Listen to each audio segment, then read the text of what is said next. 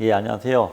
2부에는 최소 성취 수준 보장 지도 방법에 대해서 여러분과 한번 나눠보도록 하겠습니다. 최소 성취 수준을 도달하게 하려면은 수업, 그 다음에 평가, 학기 중에 할 수 있는 방안이 있습니다. 먼저 가장 좋은 것은 수업에서 예방 지도를 하는 것이죠. 그리고 평가를 할 때 환류 평가를 이용하는 방안을 추천드립니다. 그리고 마지막으로 최종 평가가 끝난 후에 학생들이 미도달이 예상이 된다면은 보충 지도를 할 필요가 있습니다. 그래서 크게 세 가지로 수업에서 예방 지도, 평가에서 환류 평가, 학기 중에 보충 지도, 이렇게 생각하시면 될 것 같습니다. 먼저 수업 시간에 예방 지도하기입니다. 자연스러운 연습으로 주요 개념을 익히는 게 좋겠죠. 그래서 요즘 많이 사용하고 있는 게이미피케이션을 사용해서 평가에 대한 두려움을 줄이는 게 중요합니다. 또한 참여를 유도해서 평가 자체를 학생이 주도할 수 있게 학생 주도 평가로 이끄는 방안을 추천드립니다. 예방 지도의 핵심은 사전 평가와 학생 상황을 파악하는 게 중요합니다. 최소 성취 기준에 해당하는 내용에 관해서 지식과 태도를 갖는 게 바로 수업 시간에 예방 지도하기의 목적입니다. 퀴즈를 활용해서 수업하기 사례를 한번 살펴볼 텐데요. 이 사이트에 들어가게 되면은 이렇게 화면이 뜨게 되는데 여기에서 퀴즈, 즉 퀴즈를 만들 수 있는 메뉴가 있습니다. 제가 화면에 보이는 것처럼 통합각 한 문제를 만들어 봤는데요. 한번 살펴보도록 하겠습니다. 먼저 퀴즈 형식을 OX로 할지 객관식으로 할지 정하셔야 합니다. OX로 해도 좋고요. 그 다음에 객관식으로 해도 상관이 없습니다. 그리고 퀴즈방 만들기를 누르시면은 이렇게 화면이 하나가 뜹니다. 여기서 싱글 플레이와 라이브 플레이가 나오는데요. 싱글 플레이는 학생이 혼자 하는 거지만 라이브 플레이는 여러 명의 학생이 교실에서 동시에 할 수 있습니다. 학생들에게 화면에 app.quiz.net을 알려주고요. 접속 번호를 반드시 알려줘야 됩니다. 592587 이렇게 저는 접속 번호가 자동 생성되었는데요. 이 두 가지만 가지고 학생들이 접속을 하게 됩니다. 여기서 조심해야 될 것은 이 퀴즈를 만든 선생님들께서는 꼭 게임 시작을 눌러 주셔야 됩니다. 그래야 학생들이 퀴즈에 참여할 수 있게 됩니다. 이렇게 화면으로 넘어가게 되면은 먼저 학생들이 아까 이야기한 퀴즈 코드를 입력하게 되어 있고요. 그 다음에 자기의 이름을 쓰게 되어 있습니다. 꼭 자기의 이름을 쓰지 않아도 좋습니다. 자기가 좋아하는 배우나 가수나 아니면은 캐릭터나 다양하게 이름을 써도 상관없을 것 같습니다. 자, 이게 이제 학생들이 들어가는 화면인데요. 맨 왼쪽에 플레이가 나와 있고요. 그 다음에 이 플레이를 클릭하면은 오른쪽에 이렇게 화면이 뜨게 됩니다. 간단한 음악이 나오면서 이 화면이 뜰 텐데요. 문제는 우주에서 가장 많은 원소 한 가지는 무엇일까요? 라고 물어보는 겁니다. 1번 수소, 2번 질소, 3번 산소, 4번 철. 정답은 1번이죠. 여기 보면은 이 캐릭터가 1번 위에 올라가 있는 걸 볼 수 있겠습니다. 맨 오른쪽에 있는 것은 폭탄이 일정한 10초나 15초 후에 이렇게 터지는 건데요. 또 목타는 학생은 다시 한번 도전할 수 있는 기회가 있으니까 학생들에게 그렇게 알려주시면 좋을 것 같습니다. 퀴즈를 다 풀고 나면은 이런 식으로 퀴즈 게임 결과가 나오게 됩니다. 1번은 아인슈타인이 다 맞췄네요. 그 다음에 2번은 잔나비, 3번은 김태호, 이렇게 학생들이 자기가 만들어 놓은 이름으로 몇 등을 했는지도 볼 수 있을 것 같습니다. 이 퀴즈 게임은 뭐 등수를 보는 게 목적은 아니니까요. 학생들이 자연스럽게 불편함을 느끼지 않으면서 또는 부끄럽지 않게 하면서 기본적인 지식 내용을 이해할 수 있도록 긴장을 풀어주면서 하는 것이 목적입니다. 여러 번 반복해서 퀴즈를 낼 수 있을 것 같고요. 또 이것은 꼭 최소 성취 수준이 아니더라도 다양한 수업 방식에 활용해도 좋을 것 같습니다. 두 번째 소개해 드릴 거는 멘티미터입니다. 이거는 아까 거보다는 좀 더 그 내용이 좀 딱딱하거나 아니면 좀 더 그 수준이 높아 보이죠. 아까 거는 이제 다양하게 캐릭터가 나왔다면은 이 두 번째 거는 여러 가지 수치가 나와서 학생들이 이해하기 더 쉬운 면도 있습니다. 학생들의 여건이나 아니면은 또 수업 분위기 또는 학생들의 수준에 따라서 앞에 있는 퀴즈를 사용할지 아니면 멘티미터를 사용할지 결정하시면 될 것 같습니다. 마찬가지로 멘티미터 사이트에 접속하셔서요. 퀴즈를 먼저 만들 수 있습니다. 오른쪽에 보면은 유어 퀘스천이라고 해가지고 질문을 넣는欄이 있고요. 옵션에 정답과 질문을 체크해 주시면 될 것 같습니다. 그리고 나서 맨 오른쪽 붉은색 원에 게시하기가 있습니다. 이걸 누르게 되면은 이런 식으로 그 프레젠터 스크린이라고 화면이 뜨게 됩니다. 학생들에게는 이 사이트에 들어갈 수 있는 코드를 알려줘야겠죠. 그래서 여기 보시면은 5551-6636 이렇게 코드가 있습니다. 그러면 학생들이 이 코드를 입력하고 이 사이트에 들어가게 되는 겁니다. 오른쪽에 있으면은 오른쪽에 보이는 화면이 바로 오디언스 스크린인데요. 이게 청중들이 학생들이 보는 화면입니다. 우주 전체에서 가장 많은 원소를 모두 고르세요. 이렇게 되어 있죠. 수소, 산소, 헬륨, 탄소 이렇게 되어 있습니다. 그럼 학생들이 어느 게 제일 많은지 고르게 되면은 결과가 나오게 되겠습니다. 이런 방식으로 우주에서 가장 많은 원소를 모두 고르세요. 약 33%의 학생들이 수소와 헬륨을 선택했고요. 그 다음에 17%의 학생들이 산소와 탄소를 선택한 걸 알 수 있습니다. 자, 이걸 통해서 학생들이 무엇을 느낄 수 있을까요? 혹시 실수로 산소나 탄소를 선택한 학생들이 있다면은 내가 실수로 다른 학생들과 다르게 정답을 맞추지 못했구나 라고 알 수 있을 겁니다. 선생님이 어떤 문제를 내고 1대1로 틀렸다는 것을 자기가 직접 통보받는 것도 좋겠지만 이런 방식을 통해서 자연스럽게 많은 학생들이 어떤 것이 정답이고 또 어떤 것이 오답이고 또 친구들과 이 과정에서 왜 산소나 탄소가 아닌지 물어볼 수도 있거든요. 그리고 또 이걸 알고 있는 수소와 헬륨이 정답이라는 것을 알고 있는 학생들이 또 오답을 맞춘 학생들에게 왜 그런지 설명을 할 수도 있을 겁니다. 그래서 멘티미터를 이용해서 수업을 하실 때는 학생들이 서로 상호작용을 할 수 있게끔 잘 안내해 주고 또 시간을 여유 있게 확보해 주시는 게 좋을 것 같습니다. 약간 소란스럽거나 산만해질 수도 있지만 또 학생들끼리 서로 멘토와 멘티가 되어서 배울 수 있는 장점도 있습니다. 물론 퀴즈가 너무 많으면 안 되겠죠. 그래서 수업 시간마다 한 두세 개 정도 이 퀴즈를 이용한다면은 아주 자연스럽게 수업 중에 최소 성취 수준에 도달할 수 있는 예방 지도를 할 수 있을 것으로 보입니다. 자, 그 다음에는 환류평가학인데요. 환류평가는 학생들이 제출한 문제에 대해서 교사가 여러 가지 제안을 하는 방식을 의미합니다. 일종의 일회성 수행이 아니라 제대로 평가하기 위한 방안이라고 볼 수 있는데요.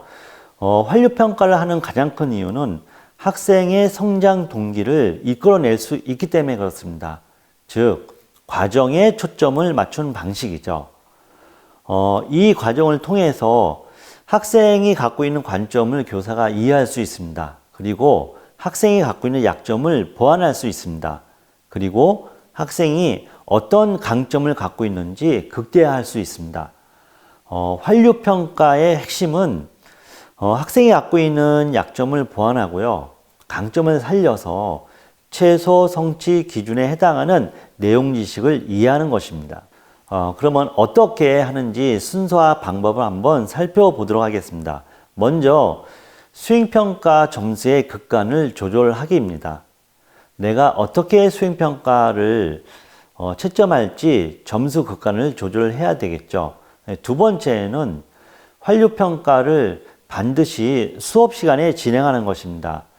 만약에 과제로 내주게 되면은 잘하는 학생이나 또는 부모님이나 또는 타인의 도움을 얻어서 평가를 할 수 있기 때문에 답안을 제출할 수 있기 때문에 학생의 성장을 관찰하기 어렵습니다. 진정한 성장이라고 할 수는 없겠죠. 그래서 환류평가의 핵심은 꼭 수업 시간에 진행하는 것입니다.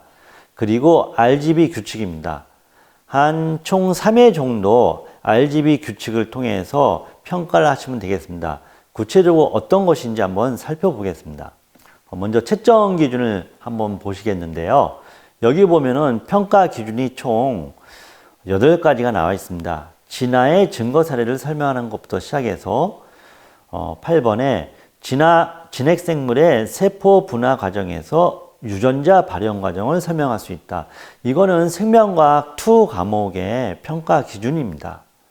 채점 기준은 총 25점부터 9점까지 되어 있습니다. 근데 여기 보시면은 가로를 치고 점수가 하나씩 나와 있죠. 이 점수는 환류 지도에서 평가 기준에 적합하게 학생이 개선하면은 교사가 다시 부여하는 점수인 것입니다. 예를 들어서 9점에서 시작한 학생은요, 한 2번, 3번에 걸쳐서 13점이나 14점까지 도달할 수 있겠죠. 15점에서 시작한 학생들은 20점까지도 도달할 수 있을 겁니다. 만약에 일회성 수행평가를 하게 되면은 이런 환류 점수를 다시 학생에게 부여할 수 있는 기회가 없게 되는 것이죠. 환류평가의 장점은 일회성 평가가 아니라 학생들에게 2-3번의 기회를 부여하고 학생 스스로 개선할 수 있는 동기부여를 하는 데서 있습니다. 이 동기부여를 통해서 학생들이 최소 성취 기준을 넘어서는 성장 과정을 경험하게 되는 것이죠. RGB 규칙에 대해서 한번 말씀드리겠습니다. RGB 규칙은 첫 번째는 빨간색이고요. 두 번째는 녹색, 세 번째는 파란색으로 학생들이 개선한 내용을 쓰는 것입니다. 맨 처음에 학생들이 검은색으로 썼지만 환류를 교사가 해주고 나서 피드백 이후에는 빨간색으로 내용을 쓰는 것이죠. 그리고 학생들이 제출한 평가지를 보고선 다시 한번 교사가 환류를 할 수 있습니다. 물론 더 이상 환류가 필요 없겠다 싶으면은 첫 번째나 두 번째에서 멈추셔도 상관없습니다. 하지만 대부분의 학생들은 2-3번 정도의 피드백은 필요합니다.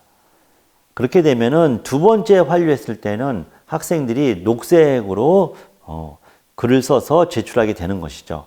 그리고 마지막 세 번째 환류는 파란색으로 제출하게 됩니다. 물론 RGB 규칙 외에도 더 많은 색깔을 사용해서 제출할 수 있겠죠. 하지만 그렇게 되면은 수행의 기간이 너무 길어지고 또 학생들도 이거 하나만 모든 평가에 매몰될 수 없기 때문에 2-3회 정도를 추천해 드립니다. 그 다음에 환류 점수를 공개하는 방식인데요. 이 방식은 선생님들이 처한 학교 수준이나 아니면 학생들의 여건, 그 다음에 교육 여건을 고려해서 결정하시면 될 것 같습니다.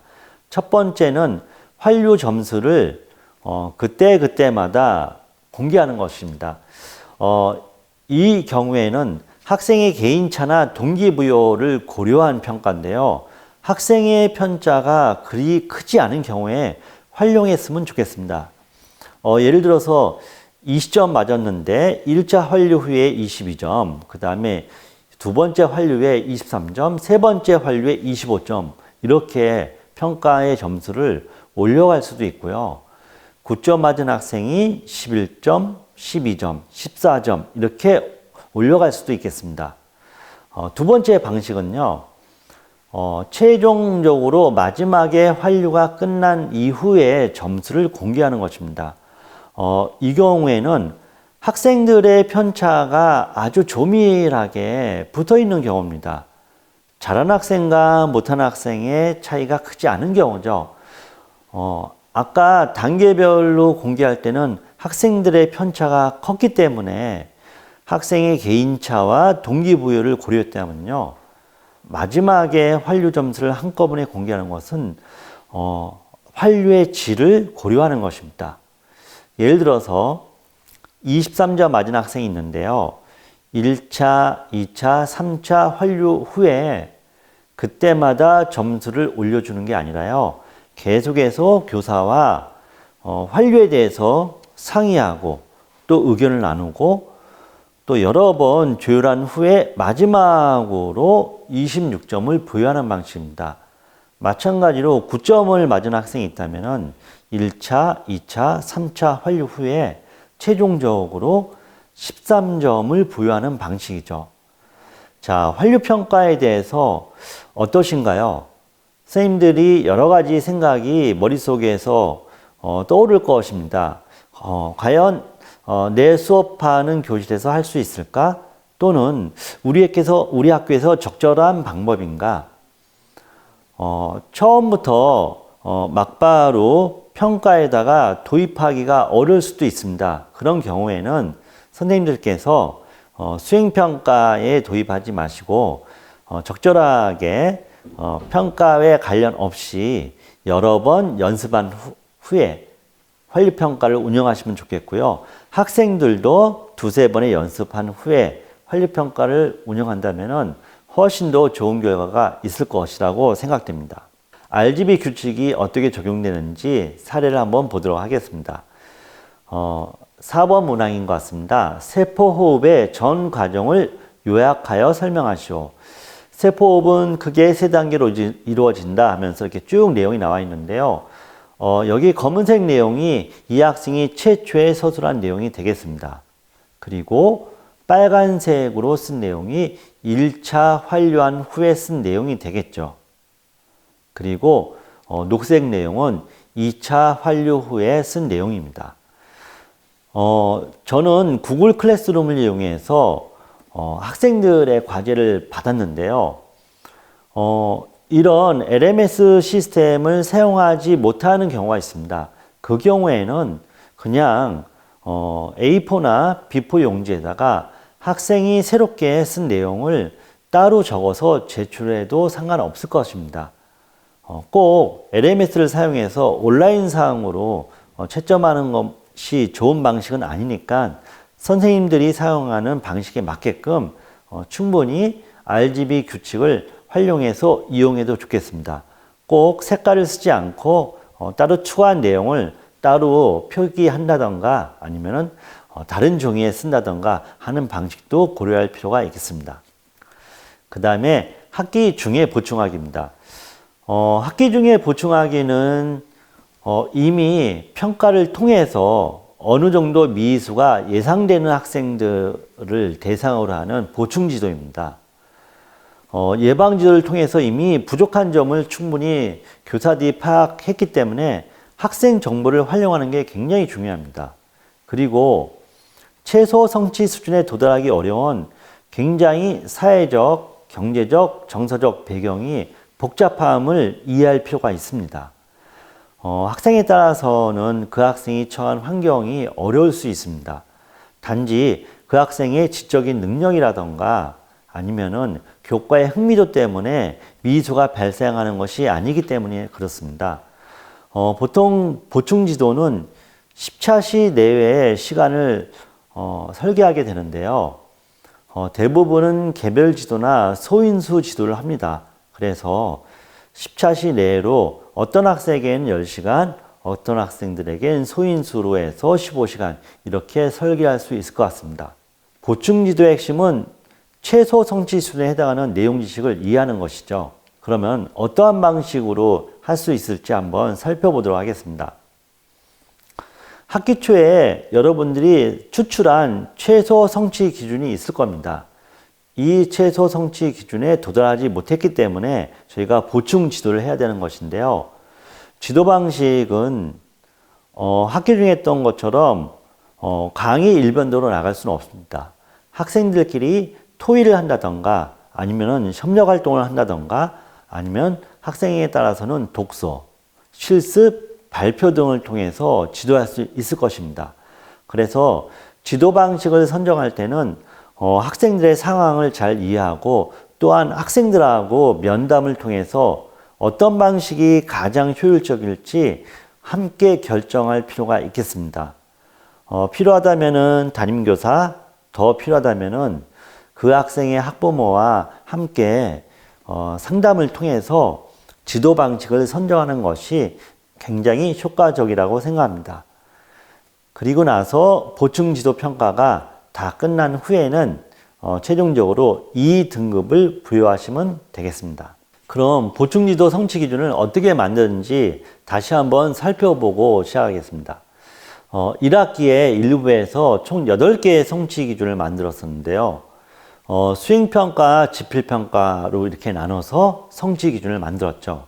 그 다음에 보충 지도 방식을 결정할 때는 앞에 했던 수행평가와 지필평가 방식을 도입하면 안 되겠죠. 그래서 여기 보시는 것처럼 자료 해석, 협력 수업, 모형 실습, 그 다음에 온라인 시뮬레이션 아니면은 학생들이 좀 친하게 느낄 수 있는 과학송 등을 활용하기로 설계를 해봤습니다. 먼저 시뮬레이션 모형 실습인데요. 여기 보이는 주소로 들어가게 되면은 여러 가지 DNA 모형 시뮬레이션을 직접 조작하면서 염기 결합과 DNA 구조를 이해할 수 있습니다. 이 경우에는 누클레오타이드가 어떻게 DNA를 만들어 가는지 또 어떻게 생명 정보를 담고 있는지 이해할 수 있습니다. 학생에 따라서는 이러한 혼자서 시뮬레이션을 통해서 이해하는 방식이 굉장히 도움이 될 수 있습니다. 이 경우에 교사가 함께 옆에 있으면서 작동하는 방법을 알려주고 함께 지도하는 방식이 필요할 것 같습니다. 그렇게 된다면은 이 성취 수준에 해당하는 성취 기준은 아주 쉽게 학생이 이수할 수 있을 것으로 보입니다. 두 번째는 충격 시뮬레이션을 이용하는 건데요. 여기 주소에 들어가서 학생이 충격의 부드러움과 딱딱함을 선택해서 출발 버튼을 누르게 되면은 앞에 보이는 화면처럼 영상이 하나 등장하게 됩니다. 부드러운 것은 굉장히 충격하는 시간이 길어지게 되고요. 딱딱한 것은 굉장히 짧아지게 됩니다. 그러니까 학생들이 직접 충돌 현상을 경험할 수 있는 시뮬레이션을 이용한다면은 충돌 시간에 따라서 충격에 가해지는 힘이 어떻게 차이가 나는지 쉽게 이해할 수 있습니다. 그래서 최종적으로 부드러운 물체와 딱딱한 물체에 따라서 작용하는 시간과 충격량이 반비례한다는 것을 비교할 수 있게 됩니다. 학생들이 이 사이트에 들어가서 부드러움과 딱딱함을 구별해서 시뮬레이션을 할 수 있게 되겠습니다. 자, 그러면은 저성취 학생들은 왜 항상 학교에서 등장하게 되는 걸까요? 어느 학교에 가나 저성취 학생들은 항상 있기 마련입니다. 저희가 고등학교에서 만나는 저성취 학생들은 사실은 중학교 때 이미 저성취 학생의 특성을 띠고 있기 때문에 그런 것이죠. 그래서 중학교 과학에서 학생 성취 특성을 한번 이해할 필요가 있습니다. 보통은 우리가 총합평가라고 해서 우수, 보통, 기초, 기초 학력 미달 이런 방식으로 학생들을 평가하게 되죠. 근데 사실은 이런 총합평가 방식은 모든 것들이 한 번에 합쳐져서 점수로만 나오기 때문에 학생에 대한 정확한 정보를 알 수 없습니다. 즉 교육적 피드백 정보가 충분하지 않죠. 교사들에게 필요한 것은 학생이 얼마나 변화 가능한지 그리고 이걸 통해서 교수학습 전략을 만들어야 되기 때문에 총합평가는 적절하지 않습니다. 그래서 문항에 초점을 두는 요인 분석보다는 응답 반응을 바탕으로 학생, 즉 사람의 초점을 둔 통계 모형을 이해할 필요가 있습니다. 여기 왼쪽에 보시는 것처럼 세부학습 영역에 따라서 정의적 특성이 결정되게 되죠. 현상에 포함된 과학 원리, 그 다음에 어떻게 실제 생활에 적용할 것인가, 그 다음에 탐구 문제를 발견하고 가설을 어떻게 세우는지, 탐구 방법을 설계하고 수행은 어떻게 할 것인지, 수집된 자료를 분석하고 해석은 어떻게 할 것인지, 모형을 활용해서 현상을 설명할 수 있는지, 탐구 문제를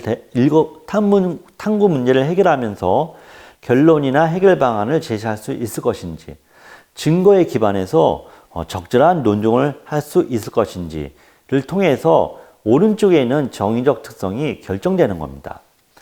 자, 그러면은 어떻게 학생들이 수업을 하면서 잠재적인 집단이 형성되는지 한번 살펴보도록 하겠습니다.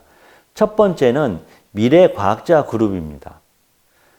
이 학생들은 굉장히 열심히 수업을 듣고 참여하는 학생들이죠. 그래서 모든 세부 학습 능력에 있어서 균형적인 성취를 보이는 학생들입니다.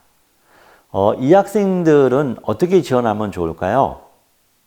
문제 해결 학습을 지속적으로 경험할 수 있게 지원을 하면 되겠습니다. 두 번째 그룹은 과학적인 의사소통이 필요한 학생들입니다. 이 의사소통을 조금만 좀 높이면은 앞에 얘기한 미래과학자 그룹으로 올라갈 수 있는 학생들입니다. 이 학생들은 정규 과학 수업이나 과학 동아리 활동을 통해서요, 이론보다는 직접적인 실험이나 탐구를 통해서 또 발표하고 많은 경험하는 것이 필요한 학생들입니다. 세 번째 그룹은 과학적인 사고력이 필요한 학생들입니다. 이런 학생들은 여러 가지 학습 상황에서 발생하는 자료의 의미를 직접 해석하고 발표하는 경험이 많아지게 되면은 사고력이 늘어나고 의사소통이 향상되는 결과를 가져옵니다. 네 번째 그룹은 과학적 지식이 좀 필요한 그룹입니다. 이런 학생들에게는 여러 가지 과학 자료를 잘 읽게 하거나요, 또 친구들, 주변에 있는 동료와 상호작용을 통해서 기본적인 개념을 잘 익히는 게 필요하죠. 그래서 절대적으로 학습량을 늘리는 게 필요합니다. 자, 그러면은 보충 지도가 필요한 학생들은 어떠한 그룹에 속해 있을까요? 바로 학습 태도 신장 그룹에 속해 있습니다. 학습에 대한 지식보다는요, 학습을 대하는 태도에 문제가 있는 학생들이기 때문에 학업에 대한 흥미와 자신감을 가질 수 있는 방법이 필요합니다. 어떻게 읽고, 어떻게 쓰고, 어떻게 말하는지 이런 기본적인 역량이 필요한 친구들이죠. 그래서 교사와 학교의 절대적인 지원이 필요합니다. 그러면은 이런 그룹들이 어떻게 분포해 있는지 한번 살펴보도록 하겠습니다. 미래과학자 그룹은 남학생이나 여학생이나 특별한 차이가 없습니다. 하지만 태도에 대한 것은 남학생이 약간 높습니다. 미래과학자 그룹은 대도시, 중소도시, 읍면지역 살펴본다면은 읍면지역이 조금 낮습니다. 하지만 학습 태도를 길러야 되는 학생들의 경우에는 읍면지역이 약간 높다는 걸 알 수 있습니다. 미래과학자 그룹은 국공립이나 사립에서는 큰 차이가 없는데요. 태도에 대한 것은 사립보다는 국공립에서 약간의 학생이 더 많은 것을 알 수 있습니다.